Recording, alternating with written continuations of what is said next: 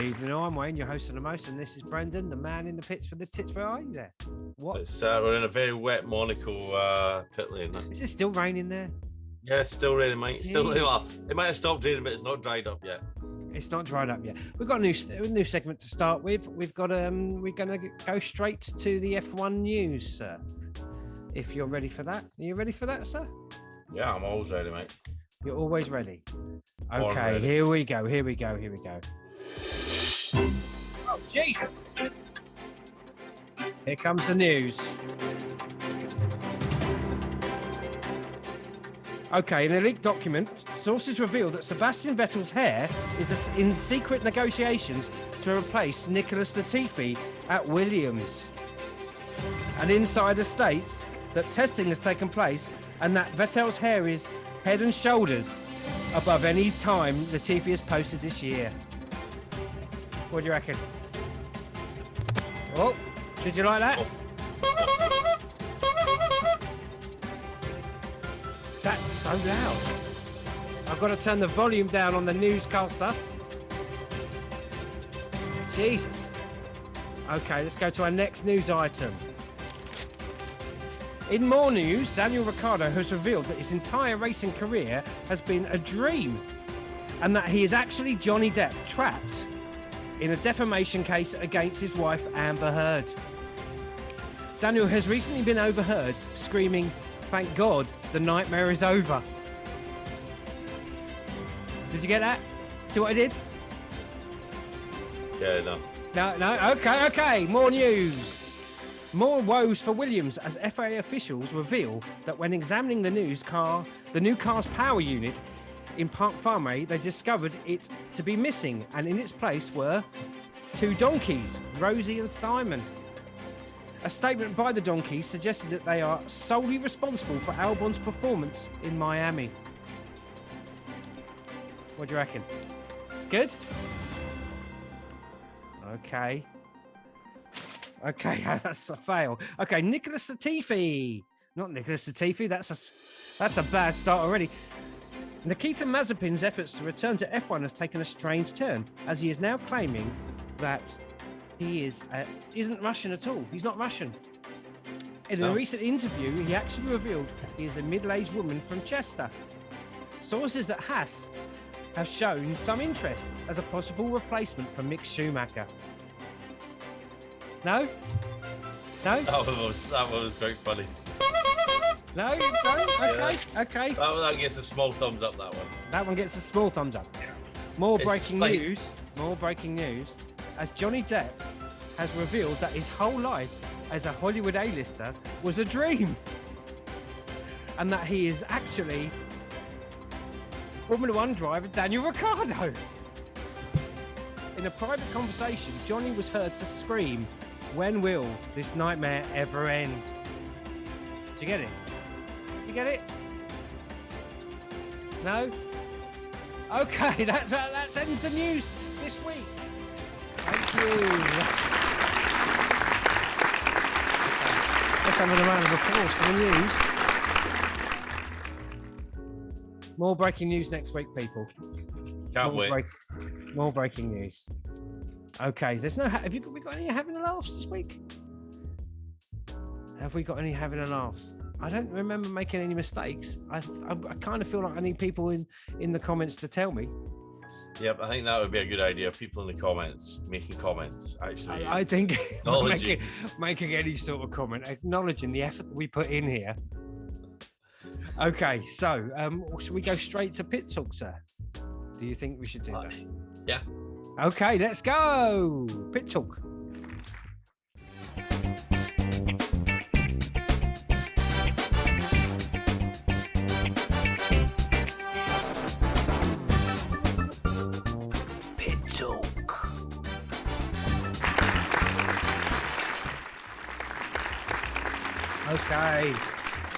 Okay, that's pit talk.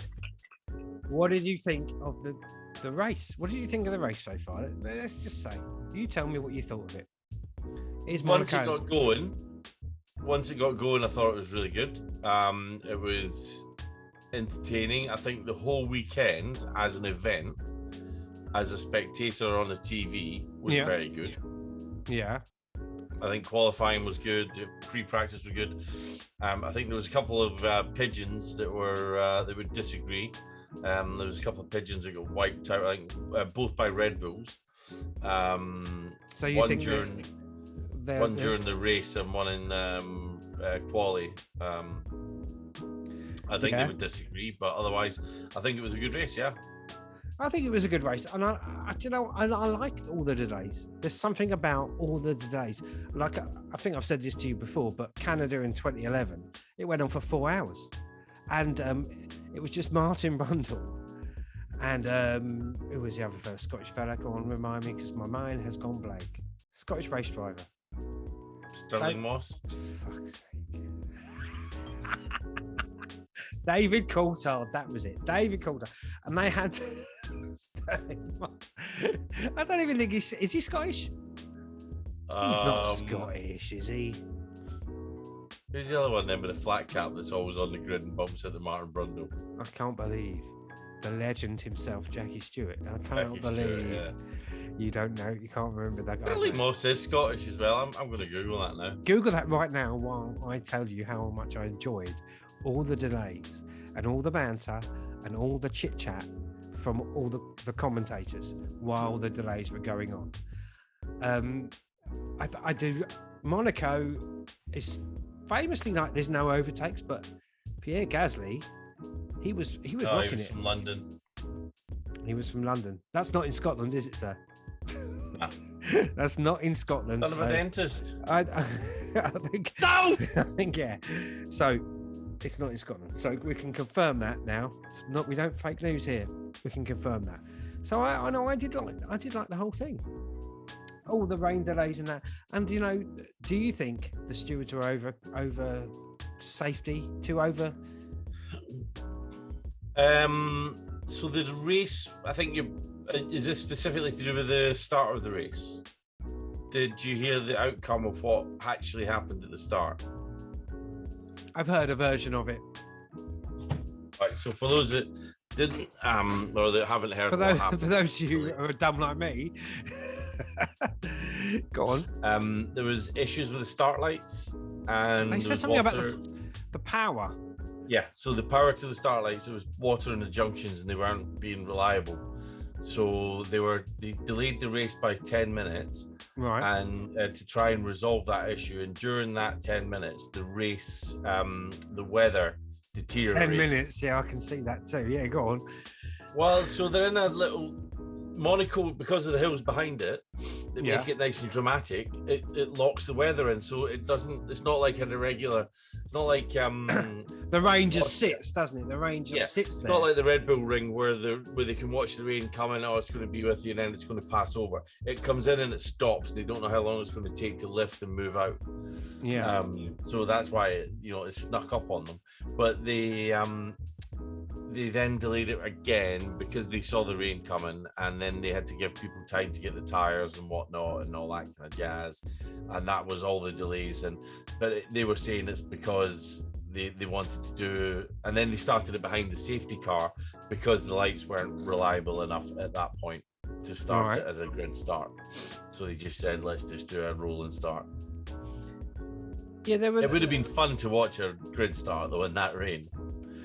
I think so, and I think when you look back in history about when it's rained at Monaco, there was a lot less retirements than I thought there'd be. Good old Nicholas Latifi, though, eh? He's really doing great work for his contract re-signing. Has he re-signed yet? There was a thing about confirmed drivers actually. There's 9 still to confirm, I think. Yeah, so he managed to stick it in the wall during the behind the safety car, which was fun. He just said it wouldn't turn. Well, it's raining. I don't know. I just think these are meant to be the top drivers. But I did think it mixed things up, and Monaco needs that. Yeah, I would honestly, if I could schedule it for rain every time at Monaco, it would be far more exciting. A dry race at Monaco is boring. It's hard enough to overtake, although Pierre Gasly like we said earlier, he was doing a damn good job of it. But even like in qualifying, it was all a bit fun, wasn't it? Do you not think? It was. They were up and down. There was people all over the place. People you wouldn't expect up, you're scoring good times. And what do you think of the old spin there? The old spin by Checo, and then old Science thinking, you get your tinfoil hat out again. What I initially thought was Science had come around the corner and thought, oh yeah, that's a number 2 driver thing. We'll just do that then. Oh, is that what number 2 drivers do? They spin. Oh, okay, I'll do the same as Checo. I don't know. Did Science? Could a Science have avoided that? I didn't watch it, to be honest. That's terrible. You've we're the number 1 podcast, F1 podcast on Amazon. You didn't watch it? I was busy. I do have to say that this week in other news that is relevant, I got a new steering wheel for my Xbox. Oh, okay. Because on the controller I can't play the Formula 1 games. I can't do the driving with the controllers, right? So, but driving, and it's been good. I started off in Bahrain and all that kind of stuff. It's quite good fun. So do you do the race every time the race comes up? I'm going to, yeah. I'm going to. That's what I used to do. Like back in the day when I had my Xbox 360, I would wait for the race, and in that week I'd practice on that track on my Xbox 360, and then have a go and do a race on the Sunday for myself. Fail miserably, and then push that back button and go, oh well, maybe I'll start again. and I think that's great. I think it's really you really understand how tricky, and this is my point, how tricky that corner is. And it's completely blind. So if Carlos was coming down there at a fair clip, there's no way he would have seen Checo the way he was sitting. Checo was quite far around the corner when he hit the wall. Yeah. Or he ended up with the back end further down in the front wing against the wall. But Carlos wouldn't have seen him as he came around the corner, I don't think. It was all down to whether he saw the flags, I suppose, as well, to warn him. But when you're in the zone, you're in the zone, aren't you? And how quick did the stewards react to put the flags out? Those stewards, and this is what I was trying to say to you when we were communicating during qualifying, those stewards are awfully close to the track. When Schumacher had the crash, did you see them jumping out of the way? They were all sitting there by the crane. Yeah. They're all standing behind the armicle. Whoa! Diving out of the way. But I noticed even in qualifying, the chicane just out of the tunnel, they come round. Yeah. They do the left-hander, and there's a steward there on the track, literally 2 meters away from but he's on the inside of the. Oh yeah, I understand it's very unlikely that he's going to get hit. Yeah. But you just don't know. Yeah. You know, and he's stood there. You look at how Roman Grosjean, that was a straight. You know, there's no way those guys were expecting that to happen on a straight. Grosjean just careering off like that. You know, but it does happen. You know, there's contact made, and if somebody comes round and just clipped the back of them as they were turning left, and he just clips the back, they can spin round into that dead corner. Absolutely. And there's a guy stood there. Yeah, and you're not going to see 2 cars coming down. You're just going to hear the noise coming.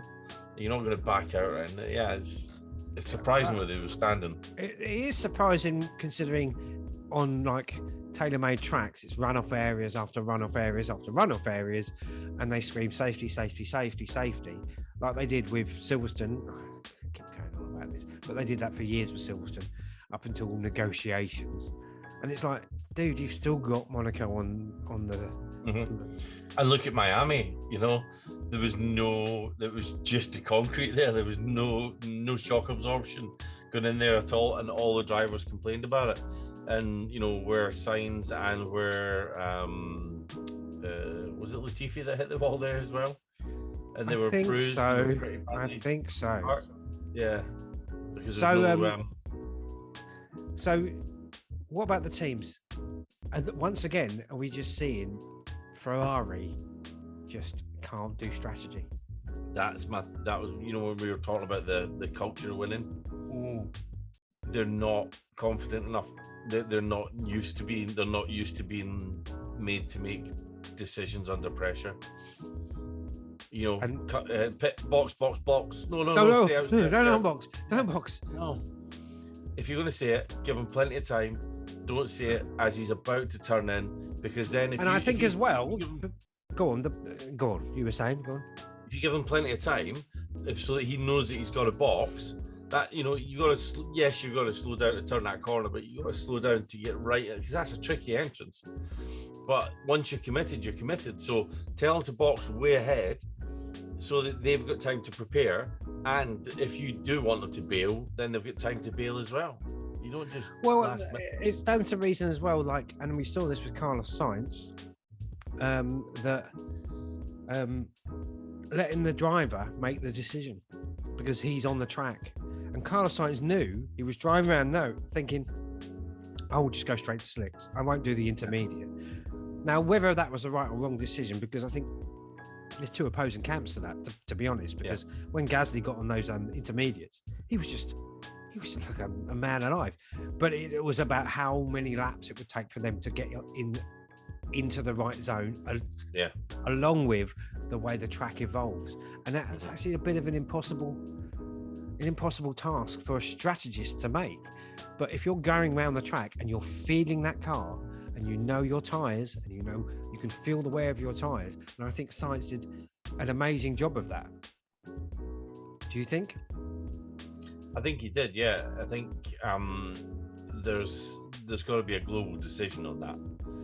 It's business speak. I love a bit of business. No, you can't. Does Carlos know how many what the strategy is for the people behind him, how close they are behind him? Do we need that Murray? I think. Can you hear Murray? We'll continue with pit talk after we have a Murray. No, my goodness! There you go. There's a quick Murray. What were you talking about before, Murray? Carlos and his tyre strategy. Yeah, I don't know. I think that if he can. What I mean by a global decision is that he's got to have his input. So the strategist that can see everything, say, when you think the tyres are ready, we think the next 10 laps or the next 5 laps, whatever, right, you should come in and pit, right? So how are the tyres going, right? So he's getting given a window, and then he has to decide within that window when suits him. Can he go another 10 laps? Can he build up a bigger undercut? Can he do all that? That's what he can decide. But here's the thing. There's going to be a cut-off point. Here's the thing. The first time I've heard, and this is genuinely the first time I've heard it, the overcut. First time I've genuinely heard that while watching Formula One. I constantly hear the undercut till the days, till the cows come home, till the days come home. But that's the first time for me I've heard the overcut mentioned, which is the opposite of the undercut, obviously. But yeah. So it was almost like... What is it then? No idea.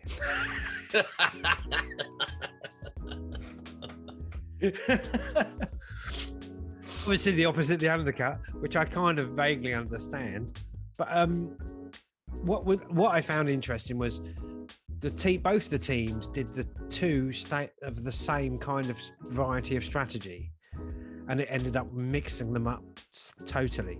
I did feel sorry for Charles Leclerc a little bit, because again, that's Ferrari not being on the ball, and I thought Sainz was quite commanding in a way. So here's a bit of a thing for you, right? Thing. Go on, let's have a thing.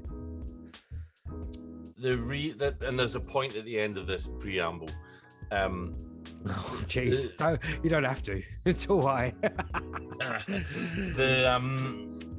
The concerns about Monaco staying in the calendar, right? Yeah. So who's the main watch sponsor for Formula One? The main sponsor? The timing sponsor for Formula One. I'm going to say it's TAG because it's behind you. No, it's not. It's Rolex, right? It's Rolex? Yeah. Right? Are they the ones that force them to put the watches on at the end? Yeah, this highlights the problem with Monaco, in that they have their own TV coverage, right? So it's their own TV. It's normally the F1 TV cameras, the F1 production team, the F1 directors that do it. Monaco, it's not. Right. Monaco, they have their own advertising. They have their own sponsors. They have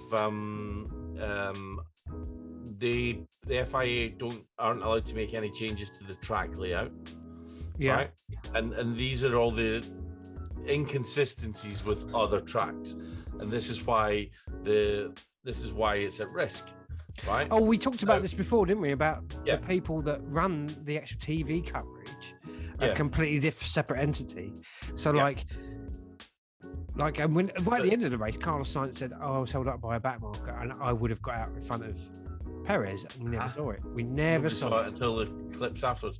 Right. So there's all those little weird things that are slightly different that build up, right?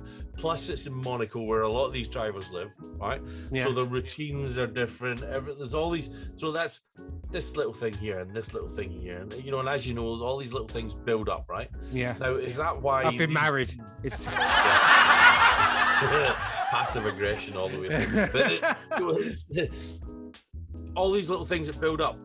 We saw it last year with Mercedes. Mercedes pit stops are off the chart most of the time. Last year, guy was in the wrong place, he shredded a wheel nut. This year, Ferrari are calling people in. Or is there something going on in the background that the teams aren't fully focused on the event on the day? Are they tired of the normal? Are they are they out partying more? Are they partying less? Is there some change to the build up and the actual fact of being there that is affecting the performance of the whole team? Everything's audible everything's silence podcast. You know what I mean? Yeah, I don't know. Almost like if it's in your back garden, it's a bit too close to home. Yeah, most accidents happen within 30 minutes of either the start or the destination of a journey. Because you're not focused. Here's another interesting thing. The closer I live to my work, the more chance I am of being late. I think there is something to that. I like that. Whether it's true or not, I don't know, but I like it. But it's just, do you know that thing? It's just all these little things that aren't quite right. And it just affects somebody to the point where they make we've seen this in massive Monaco before, haven't we? Raikkonen just he's retired the car and he just gets out and goes to a yacht before he goes to his. And Ayrton Senna famously in '88 or '89, I don't care which one, I'll correct it next week and you're having a laugh, but famously crashed where Carlos Sainz and Perez spun off there, crashed into that wall, got out of from a commanding lead. About a minute lead over Prost, same car. From a commanding lead, lost concentration, crashed into that wall, and just got out and walked to his flat. They couldn't contact him. Short track as well. 3 hours. Yeah, they couldn't contact him. Short track. Yeah, and I do like you're saying. It is it feels like a party town. Yeah, where you have a racing. Oh, it's Monaco. Let's all go to Monaco. Can't wait to go to Monaco. The main event is on Saturday. The main racing is done on a Saturday when you're against the clock. That's when the main racing's done. Is what they were all saying. That's when they decide. That's when you're either going to win or lose. But I think it would be good to get some. That's really interesting what you're saying. It's like if it's in pit your own crew back garden and all these rich people's back gardens, then is it just a weekend of getting partying? Are they not in the zone enough? Yeah, because when you're when you have to travel for work, you've got to be. I've got all my bits. There's nothing distracting you. You're in character, yeah. Charles Leclerc, it's his back garden. It's literally. Same he with drives Nico. past his mum's shop, doesn't he? It's literally the same as it's going to be a distraction. If I was driving past where my mum works, I'd be like, oh, what's my mum? It's gonna that little tiny fragment's gonna take my mind off of it. On top of all those other little fragments, do you know what I mean? That's the point of it. There's a lot to stare at in Monaco as well because there's a lot of history there. Mm-hmm. So you're driving round. And you know that all these other people. I don't know how to explain it. So like Checo. Oh, that's where Prods crashed. yeah, well, like Senna crashed. Sorry. yeah, exactly that kind of thing. I don't want to do what Senna did. Remember, must have been about 5 or 10 years ago, right at the back end of Jenson Button's career, and there was a poster they stuck up as you come round the hairpin, and then just before you go under that little bridge where they all spun and where Senna crashed, they put this poster up, and it was of a woman, big poster of a woman advertising something. And Jenson Button, and hats off to him, just being honest, he said, "Take the poster down. It's distracting me." It was a beautiful woman advertising something. Ivo Herzegovina with the Wonder Bra advert. I think it might. It was something like that, and he said, "You come around the hairpin." Boys. Hello. Oh no, that's a long time ago. The Hello Boys. God, blimey, we're showing our age here. But yeah, but that's when Jenson Button was racing, though, wasn't it? Oh God, that Hello Boys was the 90s. When was Jenson Button racing? Late 90s, early noughties. Raising an eyebrow. Anyway, he said that you've got to take that down because it's distracting. Yeah, that's fair enough. My driving, and he was the only one that was honest enough, I think, to say, look, that is every time I come round, I'm a guy, you know, I've got undercrackers. That's distracting me from my racing. Speaking of distractions, what I about thought you were going to say, speaking of undercrackers. Are we still on pit talk? Or are we going to swiftly move on to good race, bad race? I think we could talk about some of that. This all kind of blends together. I think people who listen to this just regularly know that. Okay, let's go good race, bad race.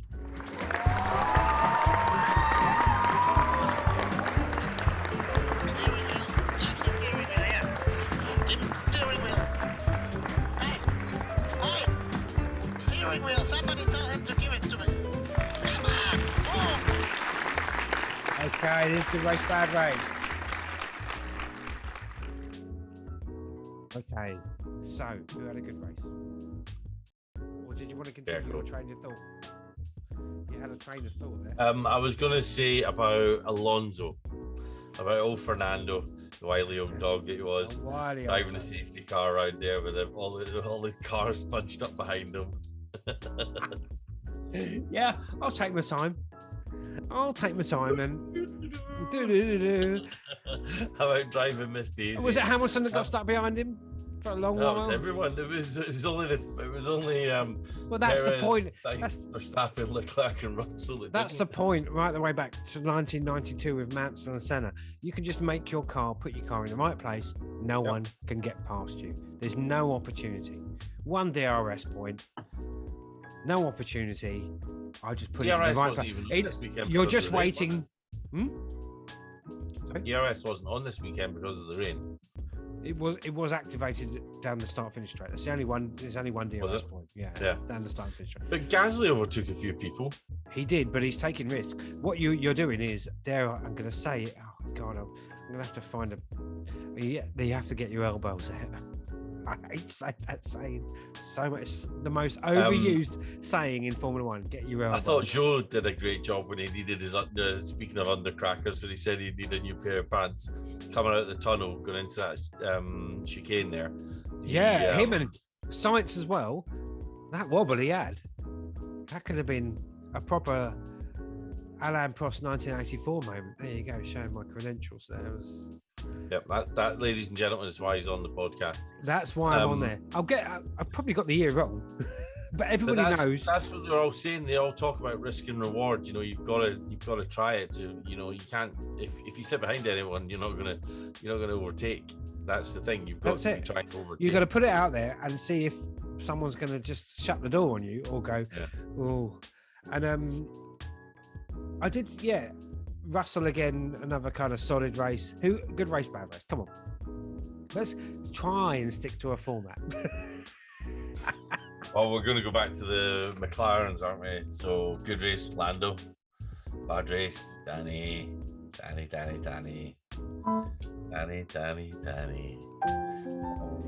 Oh dear. It's over. I don't think he'll make the season, and he's not going to be re-signed. That is a question. It's Is he going to make the end of the season? Will we see him at Yas Marina? And will it be his last race? Will they give him time to say goodbye, or will they just put him out? I don't know. Even when your team principal's saying things like he's not performing,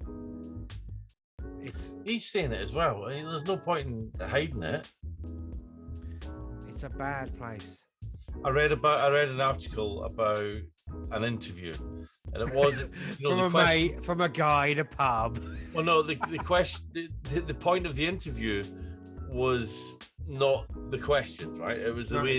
It wasn't the content of the questions, right? Because everyone knows what people are asking them, right? What's happening? How you? When are you re-signing? Contract, right? But yeah, I've heard this. What the point of the contract was, or what the point of the article was, that he's resigned to answering these questions. He knows he's in a place where people are going to answer these questions. He's not comfortable with it, but he's answering the questions. He's expecting those questions, and he's dealing with it, you know, which is quite a ballsy thing to do, I think. I felt so sad for him, like when I was watching qualifying, and it comes up with the qualifying results and the race results, and it's like pole position. I think a couple of times I'll recorrect that next week, and the win and everything like that. No, you had 2 pole positions, 1 win, and just seeing that on the screen, it's just he was so much in the zone in Red Bull. Yeah. Is it the cars? Is it? Well, Lando's putting the car around. And that's what's going to compound it. It's all right if you're Latifi and you and Albon are putting him on at the back. Yeah. You're just in competition with him, but he's just ahead of you by 2/10. But when you're half a second or more behind your teammate, and it is genuinely more, and then the race starts, and you just end up going backwards and backwards and backwards. What? He was 45 seconds behind Lando when he finished. It's just not. You can't go on. And we spoke about this before, off-air people. If you want to, well, we just spoke about it off-air. But they've got to roll the dice now with a new driver. There's no point in keep him in the car. He may know the car, but a new driver, he's not getting the points. He's just not getting. Right. So then the next question is, who would you bring in, a new driver, or would you bring in an established driver from another team? Specifically, Pierre Gasly. Gasly is crying out to be the big boy. Yes, your number 2 driver, but it would be a better car than AlphaTauri. The AlphaTauri's always been a sister one. It's always going to be the second best team. It's always the second team. It's never the top team, right? If you put Gasly into the McLaren, how do you think he's going to do it? I don't know. I think they're going to run the gamble on someone new. Pato Ward. Well, it can't get any worse. It just can't. I know what you're saying, and like another. As part of but he was Ricciardo was the established driver. Norris was the new guy, and Ricciardo was. Now I think Norris is the established driver in that team, and Ricciardo's just out to lunch. He's off to Alpha. He's off to Alpha. I think his career's over. I don't think he's got another team in him. And I think that's really sad, because Bottas and people like that, they've been given their second chance. They never, because they were in a top team. Bottas never achieved his potential, right? There's always that. He had so much potential at Williams. So much potential. Yeah. But he never really achieved it because he was the number 2 driver. But I think Danny Rick has had his moment and it's gone now. As much as I like the guy, and it would be a shame to see him out of the paddock. And that's what you hear a lot, is he's a nice guy, but nice guys don't pay the bills. Nice guys don't get the lady. Jesus Christ, listen to me. Nice guys don't pay the bills. Don't be nice, people. No, you can like him as much as you want, but he's not scoring the points.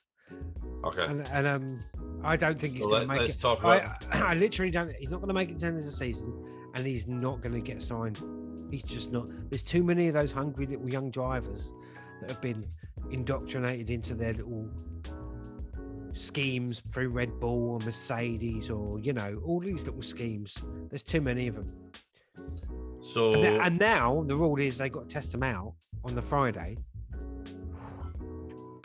Can you imagine?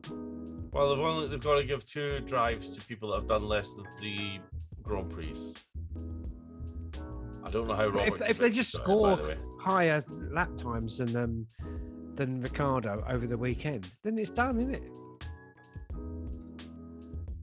He was, or even if they're within 2 tenths or 2, Yeah. 1, Be it's in the like. mix.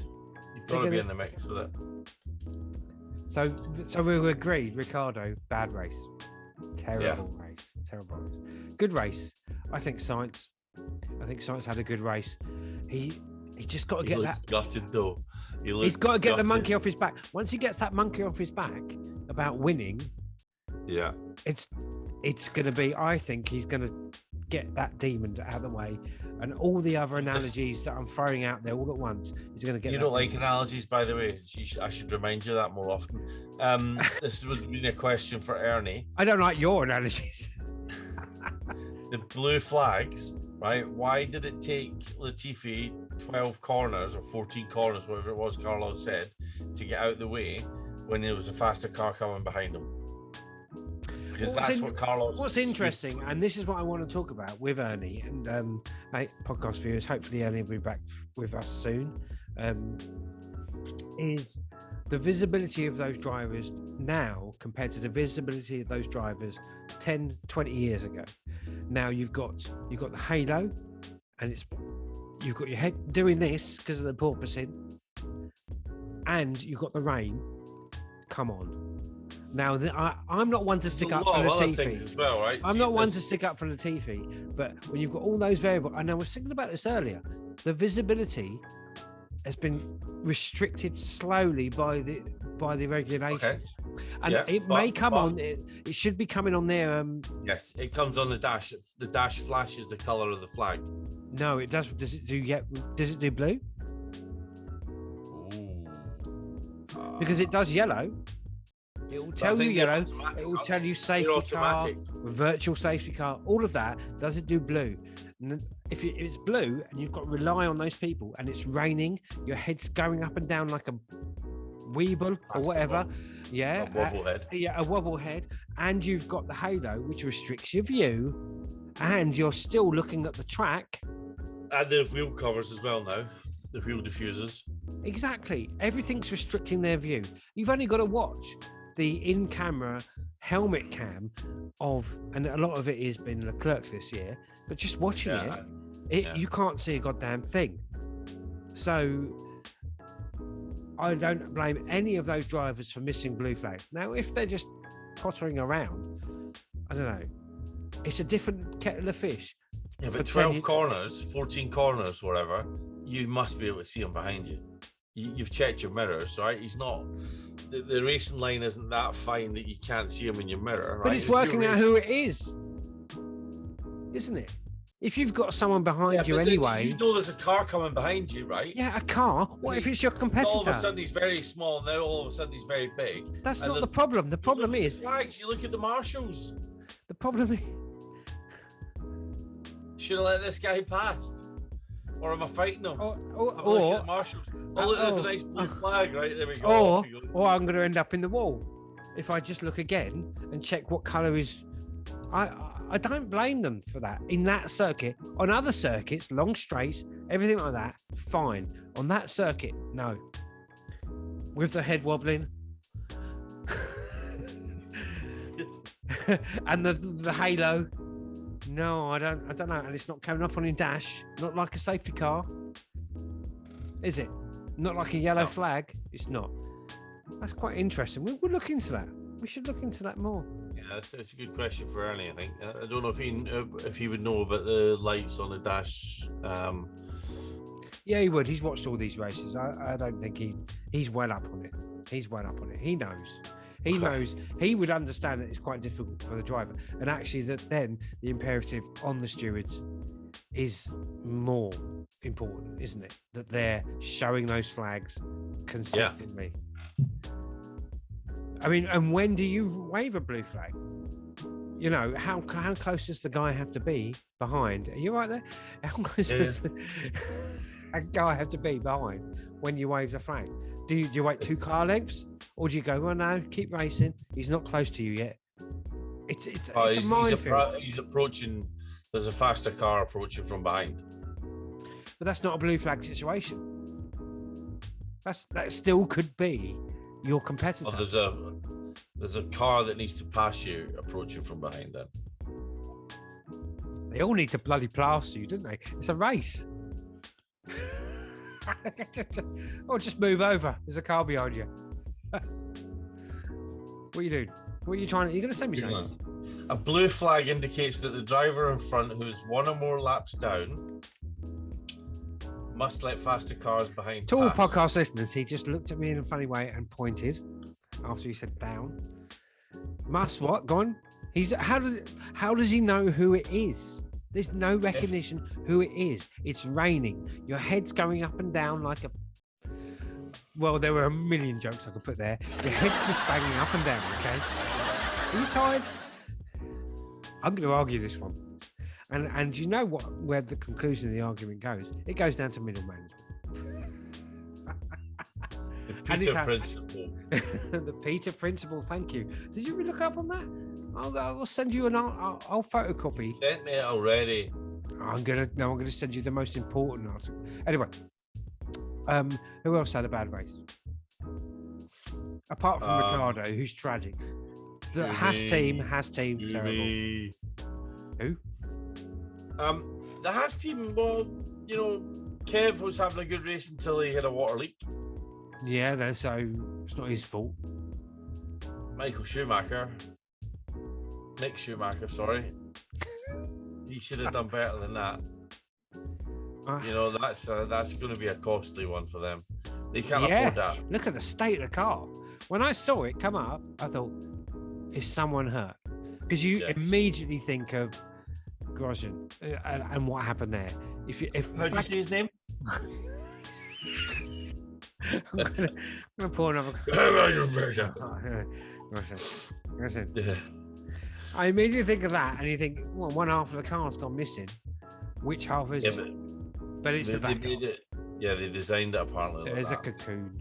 It's designed to bake, but I think time's running out for that boy, and it's only his name that's keeping him in it. And the same way with Ricciardo, it's only the fact that they like him that he's in it.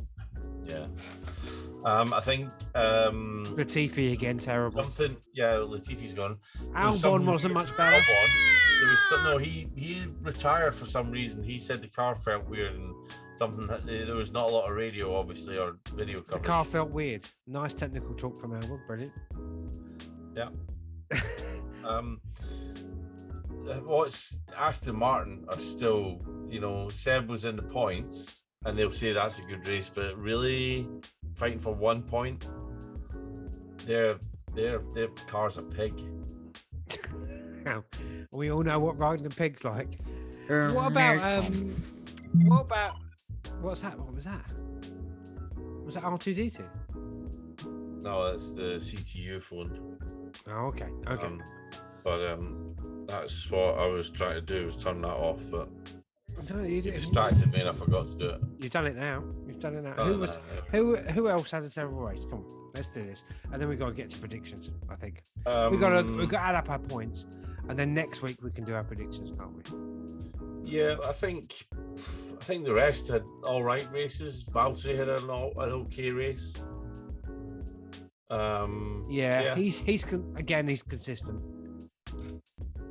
Gasly, Russell just fifth, fourth, fifth, third, fifth. Russell was fifth, third, fifth. You know, he's never going to be out of those 3 places, is he? He's just a great driver, though, isn't he? He's got championships to come. Do you think so? Yeah. Yeah, they used to say that about Ricciardo. I bet you Ricardo's never had a streak like that. Come on. I don't know.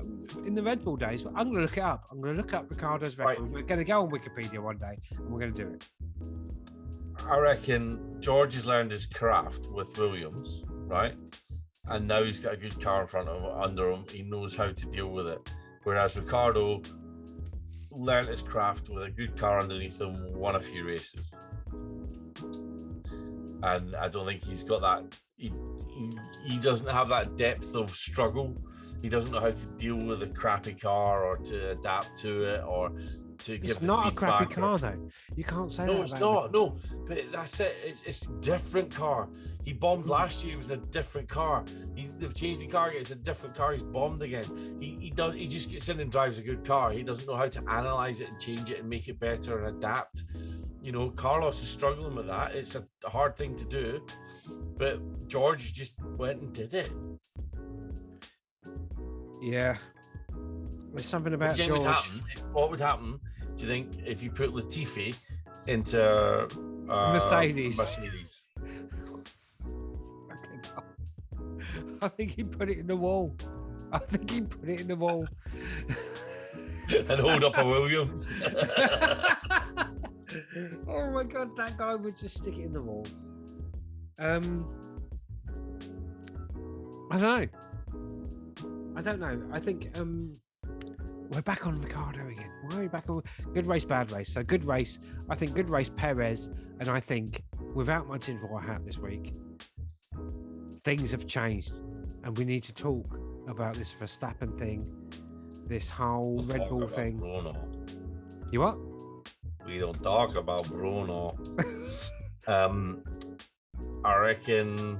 I think something's gone on in Red Bull, and they've conceded. That I think because old Perez is a little bit closer to Verstappen, that they're not. It's not just back in Verstappen. No, why should they just back Verstappen? I'm not saying they should. If they I didn't say they should. But so what's your point then, caller? My point is that their little talk after the Spanish Grand Prix has yielded a more of a commitment towards letting them race that wasn't there before. Right. I think it was an unsaid kind of thing, you like all that language, kind of thing that he was a number 2 driver. And I think something's happened in between where actually now they're saying, oh no, we're going to let him race. And they realise that Perez has a bit more maturity behind him. Do you think he's come in there with a plan, and he said, if I win in my first season, if I do this, you'll keep me on for an extra couple. But if I get to the point where I'm within so many championship points, then it's even Stevens, and I think it's even Stevens. Red Bull have a terrible history of their teammates fucking each other over, pardon my French. Right? They don't want. All teams have done that. All teams have got a terrible history of that. Yeah. More than now. I'm gonna don't even ask me to go down the route of history with McLaren, where it's happened, Mercedes, and Red Bull. And I could go further back, but I can't remember Ferrari now because I've drunk some wine. But we could. Ferrari. When was that? What year was that? What, Ferraris? Ferraris with 2 competing for the championship. Wasn't the one with Schumacher? Schumacher and Eddie Irvine? Well, Schumacher broke his legs, so Eddie Irvine got the hop on him a little bit. Right. But with Kimi, didn't Kimi and Schumi have a bit of a battle going? I'll have to get back to you on that, and I'm sure someone, hopefully, in the comments will. Yeah, comment in the section below. For the love of God. If you know how it works, please show us you know how a typewriter works. Just put a thumbs up. Just go, look, you're both dicks, but you're doing something. That's what I don't, Anyway, Yeah. So I think. Anyway, there we go. Good race, bad race done. Okay, so is it good race, bad race done? We're going to do predictions. You're rushing it. I think we. Yeah. Okay. So you're saying good race. I think good race, Sainz and Perez. Bad race, or just weird race, Ferrari. Yeah. Not the team. No, we're talking about the drivers. Bad race, Ricciardo, Latifi. The same old names in the pen. It's the same old names, and all the rest. They obviously don't listen. Great to race, I think. Just a showcase race for Gasly. Just showcasing his talent. Until Fernando started backing them all up. Yeah, but he's an old wily. He's like the old man, and he Hey. just driving along. Not my problem. I had time Not my problem. I'm getting paid 5 million or whatever it is, just to stroll around. But it's situational awareness. He knows he's not going to get any further up, but he knows he doesn't want to lose places. He knows, and he's been around that track so many times. He knows how wide he has to make his car. He doesn't have to do anything. You just go around, and it's frustrating for everyone else. But he doesn't. Why should I move out of the way? Can't see the blue flags. Okay. Do you want to go into predictions, sir? Yeah. Let's go to predictions. Boo. What's a boo?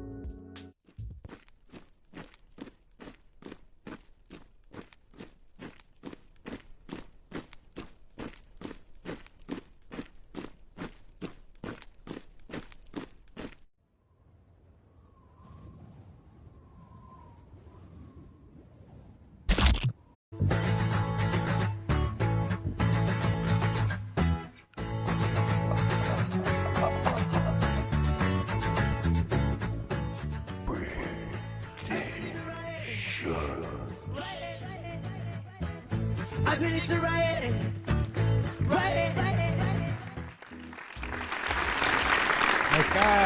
Okay. Here we go. Predictions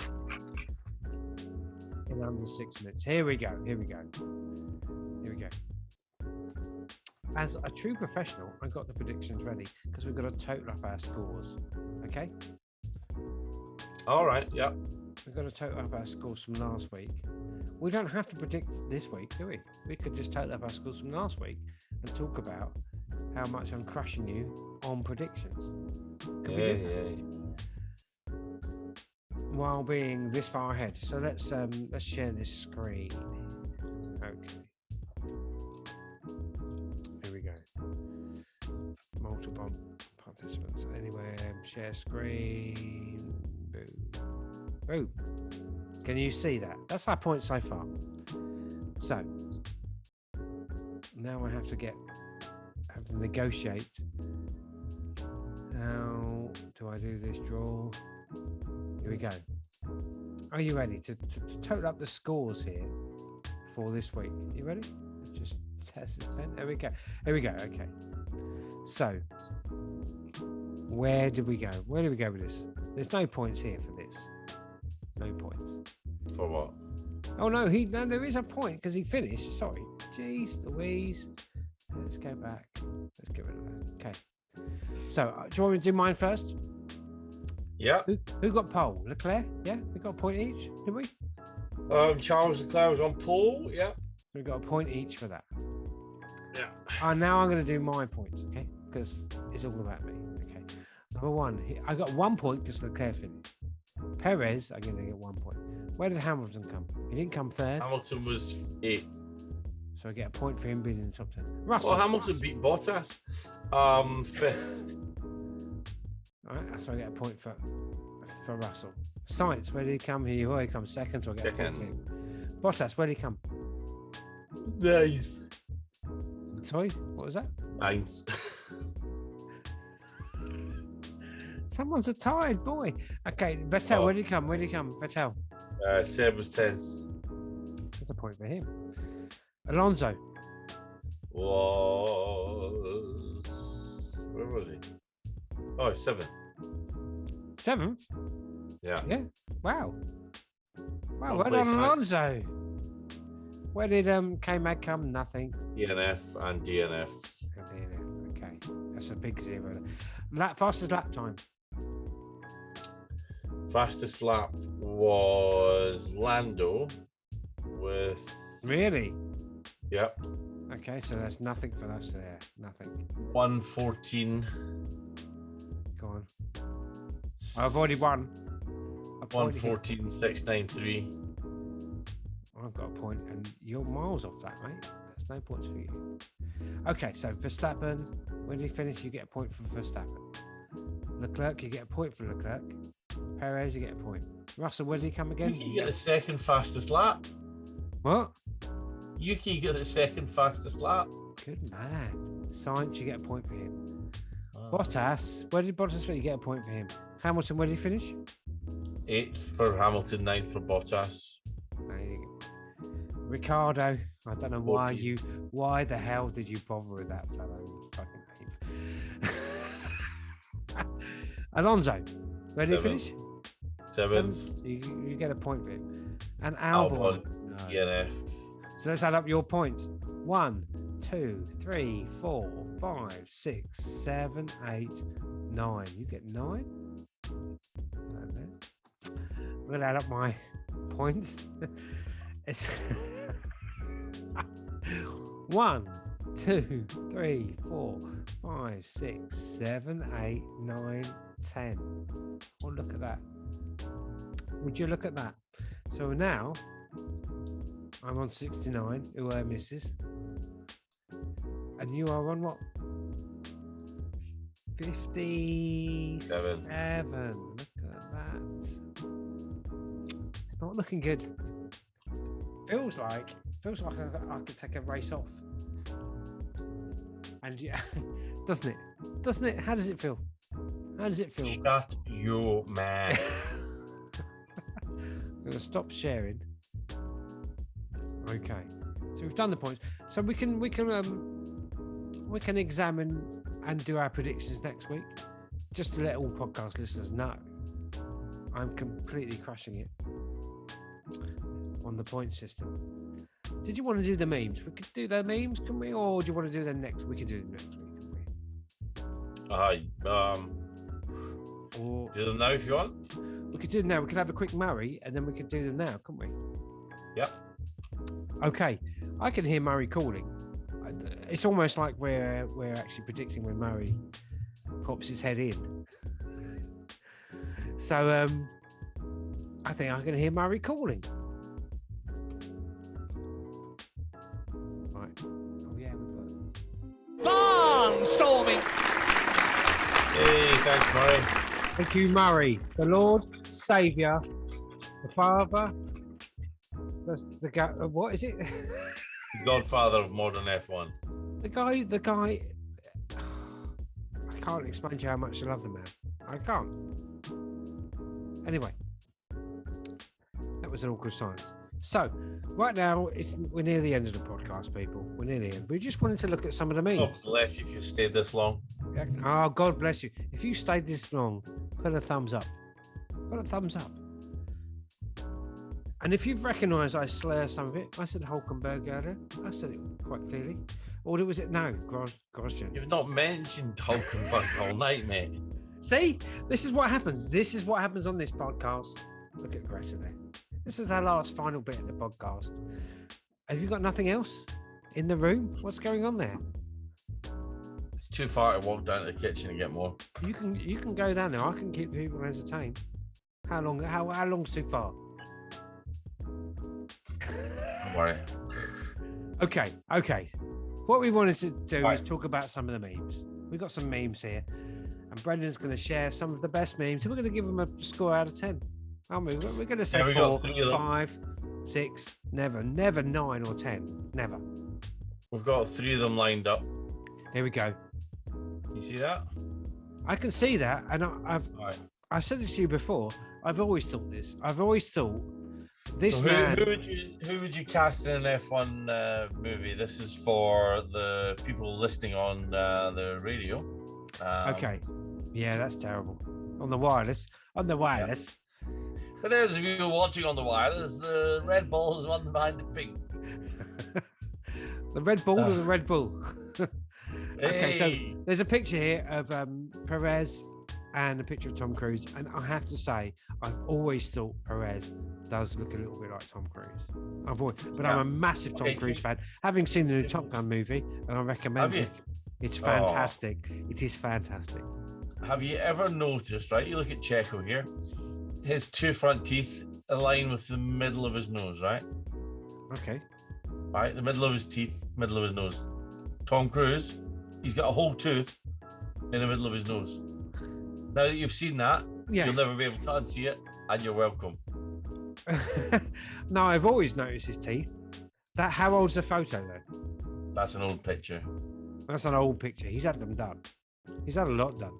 There's another picture of him looking like the comedian Norm Macdonald. Literally looking like the comedian Norm Macdonald. Anyway, next picture. All right. So who would you cast? I would cast Checo and Tom Cruise. Checo as Tom Cruise. The next one is Seb Vettel with Josh Widdicombe. For those who don't know Josh Widdicombe, Google him. He looks like Seb. I don't think he does. I think he does. Is that? I've still got questions about Vettel's hair. Just questions. Just trim his beard. Trim your beard, mate. Comb it. If it's grown out, fine. Just comb it. No, I like it. I like this rough and ready Vettel. I like it. He's going through his left wing stage. He's there. All right. Pierre Gasly cast as Benedict Cumberbatch as Pierre Gasly. I think that's quite a good call there. And how old is Pierre Gasly? He's 24. How old is Benedict Cumberbatch? He's How old is Benedict's sniff mustache? Oh gosh! It's the end of the night. Let's have a drink. Next, Tom Holland is Lando Norris. That's a good one. Where have you got the picture for that? Let me announce. No, there's no picture for that. It's just somebody suggested it in the comments. Okay, Tom. No way. And then the last one is Max Verstappen, played by Scrap from Ice Age. And yes, yeah, absolutely. I like that one. Okay, on to the next one. The next meme is Checo getting off a mega yacht, absolutely plastered. The following day, is it the following morning? Is he holding his slipper there? He's holding his slipper. Yeah, he's holding his shoes because that's what you do on a boat. You take your shoes off. Okay. He's just a bit. Oh, who wouldn't be? He just won the Monaco Grand Prix. He's gone down with the greats. This guy, I'm telling you, his head will be clear, and he'll be more mature than Monsieur Verstappen for the next race. I'm telling you. I can't. Obviously, podcast listeners can't see the visuals, so we recommend that you go to our YouTube page and have a look at the end of the podcast, and you can see these visuals here. So apparently, he's saying, "If you know how I behave, why are you inviting me on board?" Technically, a correct statement for every situation. But this ties in with what you were saying about Monaco, isn't it? It is what they're going to do. They're all going to do that. It is where you gone? Yeah, I'm still here. You hold on. Okay, it just. I was reading the comments. I'm still here. Okay. All right, and then on to the last one. This is Jos Verstappen when Checo wins and Papa Checo when Max wins. Obviously, the Papa Checo when Verstappen wins, he's congratulated. This is really hard to tell podcast listeners. But Mexican Grand Prix from last year, he's giving him big hugs, thanking him. He's very enthusiastic. And then Jos Verstappen, when Checo wins, he's just going off on a mad rant. Jos Verstappen should mind his own. Yeah, I'm gonna say he should mind his own business. I think it reinforces the fact that I think he's pushed Max to the level he has because he didn't achieve it himself. Well, it's just projection, isn't it? Yeah, it's vicarious living. Yeah, and it was funny when Rosberg won his season. You never saw Keke Rosberg in the pits. No, opening his gob all the time. But what I'm suggesting is he should just keep his mouth shut. It's not your. Yeah, you should. Jos Verstappen was an absolute terrible race driver. Fucking shockingly terrible. And he should just mind his own business. And I don't know. I don't like this kind of like, oh, you know.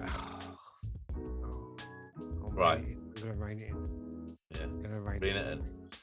And I think that's it for this week, isn't it? It is this week. Okay, people, thank you for listening in and watching in. This has been the F1 Show podcast. Give us a comment. See ya. Give us a comment, give us a like, give us a